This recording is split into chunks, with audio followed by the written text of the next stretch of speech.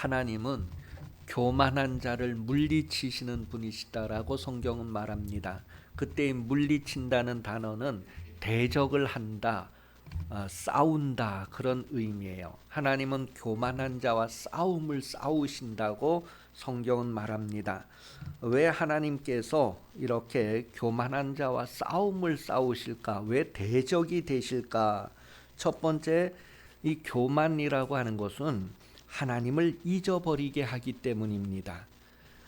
신명기 8장 14절에 보면 내 마음이 교만하여 내 하나님 여호와를 잊어버릴까 염려하노라. 여호와는 너를 애굽 땅 종되었던 집에서 이끌어내시고. 구원의 하나님을 잊어버리는 이유가 있다면 교만이다라고 말합니다. 그래서 교만은 하나님을 잊어버리기 때문에 교만과 하나님이 싸우신다라고 말하고 있습니다. 또 두 번째, 이 교만이라고 하는 것은 스올로 들어가게 한다라고 말합니다.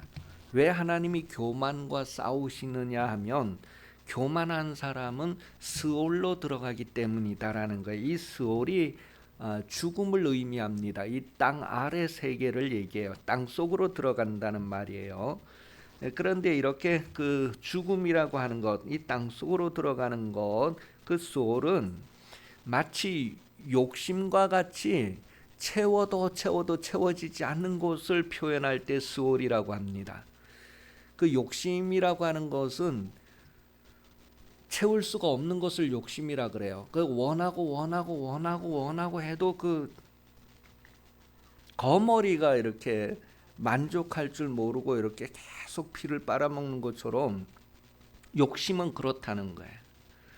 그래, 사람으로서 욕심을 다스리는 것은 쉽지 않습니다.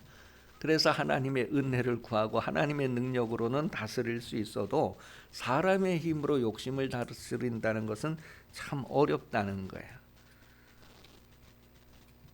이렇게 교만이라고 하는 것은 하나님을 잊어버리게 하고 또 죽음으로 들어가게 하는 것이기 때문에 하나님이 그것과 싸우신다는 거예요. 왜냐하면 하나님은 생명이시고 생명을 얻게 하고 또 풍성히 얻게 하려고 하시는 분이기 때문에 싸움이 되는 거예요. 죽음과 생명은 이렇게 계속해서 대적이 된다는 것을 말하고 있습니다.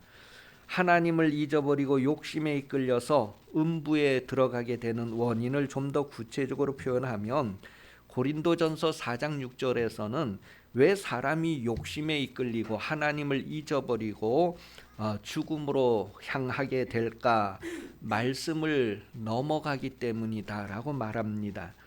고린도전서 4장 6절 형제들아 내가 너희를 위하여 이 일에 나와 아볼로를 들어서 본을 보였으니 이는 너희로 하여금 기록된 말씀 밖으로 넘어가지 말라 한 것을 우리에게서 배워 서로 대적하여 교만한 마음을 가지지 말게 하려 함이라. 이 교만한 사람이 다 했을 땐 벌써 하나님의 말씀을 넘어갔다는, 지나쳤다는 거예요. 경계를 벗어나 나갔다는 거예요. 그 말씀을 이렇게 벗어나지 않아야 된다는 것입니다. 하나님의 말씀을 떠나지 않아야 된다. 전도서 7장 16절에서는 지나치게 의인이 되지 말래. 너무 막 아주 깨끗하게 하려고 막 그래서 의사 선생님들은 뭐 손을 하루에 몇 번씩 씻고 한다 할지라도 아무리 그렇게 노력해도 하나님이 적당하게 우리를 다 살게 하시는데 너무 손을 막 세균이 붙어 있다 해서 막 깨끗하게 씻으려고 하면 그것 때문에 오히려 행복하지 못하고 다른 인생을 살게 된다는 거죠. 그래서 지금 성경도 사람이 너무 하나님의 말씀이 아주 지나치지 않도록 해야 된다. 그런 것들을 교훈을 하게 됩니다. 그래서 바리새인들은 하나님의 말씀을 아주 지나치게 가감하여 신앙생활을 했다는 것을 성경이 우리에게 소개를 해주고 있습니다. 하나님의 계명을 잘 지키기 위해서 사람들이 거기다가 더 했다는 거예요. 계명을 더 추가해가지고 하나님의 말씀을 아주 철저하게 지키려고 했다는 거예요. 그런데 오히려 그렇게 더 철저하게 지키려고 하는 것 때문에 하나님의 말씀을 더 어기게 되는 그런 일들이 일어났다는 것을 성경은 말하고 있습니다. 마가복음 7장 8절에 보면 너희가 하나님의 계명을 버렸다. 사람의 전통을 지키려고 하기 때문에 그렇게 표현을 했어요. 하나님의 계명을 버리고 사람의 전통을 지키느니라. 그렇게 해서 성경은 부모를 공경하라고 했는데 자기들이 계명을 만들어서 하나님을 섬기려면 부모 섬기는 건 두 번째고 하나님이 첫째다. 하나님 섬기는데 헌금 다 하고 부모님한테 용돈 안 드려도 된다. 이렇게 나갈 정도로 하나님의 말씀에 지나쳤다는 게, 하나님 말씀 안에 멈추어야 되는데 하나님의 말씀에 순수하고 아주 정직하게 그 말씀을 그대로 지킬 줄 알아야 되는데 거기에 막 더하고 빼고 이러면서 지나치는 거에 대해서 성경이 말하는 거예요. 그렇게 지나치는 것은 바로 욕심에 이끌려서 음부로 들어가게 된다는 것을 성경은 말하고 있습니다. 그래서 적당하게 하네. 소금도 적당하게 쳐야지 맛이 있고 간을 맞추는 것이지 과하면 안 된다. 그 다음에 13절에도 보니까 너희가 전한 전통으로 하나님의 말씀을 폐기시켰다. 그런 표현을 하고 있어요. 여러분도 신앙생활을 하는 가운데 여러분이 너무 이렇게 주장을 강하게 내세워서 하나님의 말씀을 벗어나는 일이 없도록, 지나쳐가는 일이 없도록 그런 삶에 늘 경계를 해야 된다는 것을 말해 줍니다.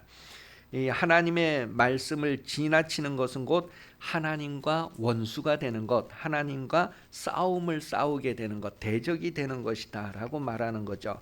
사람으로서 살면서 가장 크게 잘못하는 것이 있다면 무엇일까?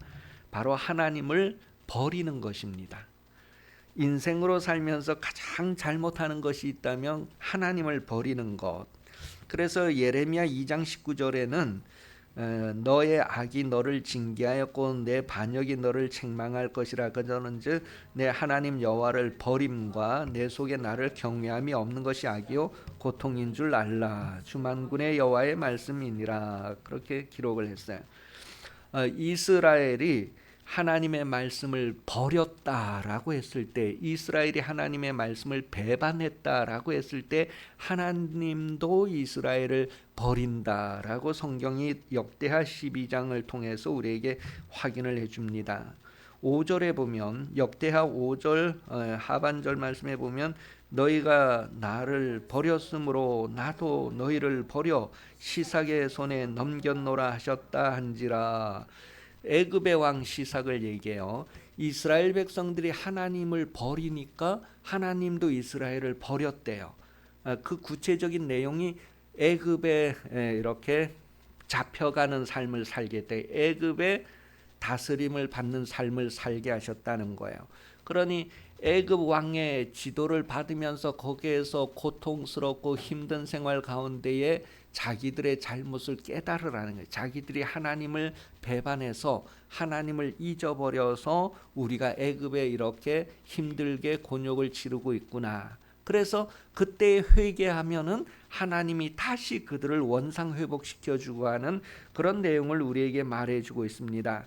하나님은 이스라엘을 버리실 때, 하나님은 택하신 백성을 버리실 때에, 하나님은 때로는 여러분이 힘든 순간들을 지나게 하실 때에 그냥 그 힘든 순간을 지나면서 거기에서 그대로 멸망하기를 바라시는 것이 아니라 그런 힘든 순간을 통하여 하나님을 찾으라는 거예요. 힘들고 고통스러울 때 신음소리를 내면서 하나님을 바라라는 거예요. 하나님을 찾으라는 거예요. 그렇게 해서 하나님은 그들을 버리시는데 하나님의 마음은 그 버림을 통하여서 아주 버리는 것이 아니라 버림의 과정을 통해서 힘들고 고난을 통해서 하나님께로 다시 돌아오기를 바라시는 것이다라는 것을 성경은 말합니다.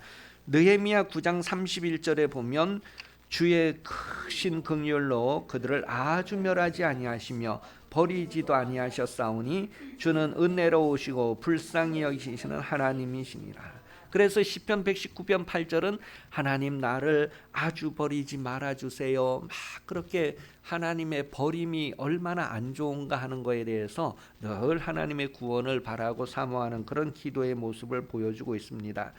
버림받은 경험 속에서 내가 이렇게 당하는 고난은 하나님을 버린 까닭이구나. 그래서 하나님이 나를 버려서 다시 하나님을 버리지 않는 것이 얼마나 좋은가 하는 것을 알고 하나님을 다시 찾게 하려고 하시는 거구나. 그것을 깨닫고 회개하는 것. 그러니 하나님을 알라는 것입니다. 여러분은 신앙생활 하면서 여러분은 하루하루에 하나님을 몇 번 정도 버리는 것 같습니까? 나는 하루를 살면서 하나님을 몇 번 버린다. 3번, 7번, 7번을 70번까지. 우리가 하나님을 버린다면 하나님도 우리를 버리신대요. 정신 차려야 될 말씀이잖아요. 내가 순간순간 하나님을 잊어버리고 하나님을 무시하는 삶을 살고 있지 않는가. 어떤 사람이 이렇게 밤에 자다가 숨 안 쉬다가 숨 쉬고 이러는 사람이 있죠. 무호흡증. 여러분, 하나님과의 관계에서 내가 이렇게 하나님을 잊어버리는 순간들이 이거 많아진다는 것은 좋은 게 아니잖아요. 그래서 자주 여러분 자신을 일깨우는 삶을 사시기를 바랍니다. 1절에 보면 오늘 본문의 1절에 파괴하는 자가 이제 등장을 하는데, 이 파괴하는 자는 하나님을 잊어버린 자, 하나님을 떠난 자들에 대해서 하나님이 이제 이렇게 징계하시고 심판을 내리는 그런 손길을 표현을 하고 있어요. 하나님을 버리고 교만한 결과가 바로 어떠한가를 이 니느웨를 통하여서 우리에게 보여주고 있습니다. 처음에 요나의 전도를 받고 막 하나님을 찾고 하나님을 필요로 해서 회개하고 그랬을 때에는 은혜가 다시 주어졌는데, 그 하나님을 다시 잊어버리고 다시 하나님을 배반한 결과로 이제 파괴하는 자에 의해서 이렇게 징벌을 받게 되는 거예요. 그러나 하나님이 그렇게 징벌하는 것은 그 징벌 가운데서 회개하고 살기를 바라는 하나님의 마음이 있다는 것을 우리에게 말해줍니다. 그러니 징계받을 때 살 길은 오직 하나, 회개하는 것입니다. 그런데 그 회개하는 기회를 저버린다면 다시 기회가 없게 되는 것이죠. 그래서 우리는 지금이 회개할 때다. 그래서 항상 회개는 다음 날로 미루는 것이 아니라 지금 회개해야 된다는 것을 성경은 말해주고 있어요. 히브리서 4장 1절에 보면, 그러므로 우리는 두려워할지니 그의 안식에 들어갈 약속이 남아있을지라도 너희 중에 혹 이르지 못할 자가 있을까 함이라. 우리가 기회 있는 동안에 회개하면 구원을 얻지만 이 기회가 다시 주어지지 않는 그런 순간이 온다 그러면 다시 기회가 없다는 거예요. 그래서 여기 지금 다시 읽은 대로 혹 너희 중에 이르지 못할 자가 있을까 함이라. 기회가 아직은 남아 있을지라도 그 기회 동안에 돌이키지 않으면 기회가 다시는 주어지지 않을 수 있다는 것을 말해요. 그래서 우리에게 두려움과 떨림으로 하나님을 섬겨야 할 것을 성경은 말합니다. 늘 긴장한 상태를 유지해야 된다는 것을 말해요. 왜냐하면 인생이 바로 전도서 12장 13절에 하나님을 경외하는 것이 본분이기 때문이다. 정말 우리가 어른들 앞에서 발걸음 한 걸음 한 걸음을 조심해서 옮기는 것처럼 하나님 앞에서의 삶을 살기 때문에 조심조심해서 내가 혹 하나님을 잊어버리지 않을까, 이런 마음에 늘 깨어있는 삶을 살아야 된다는 것을 말해요.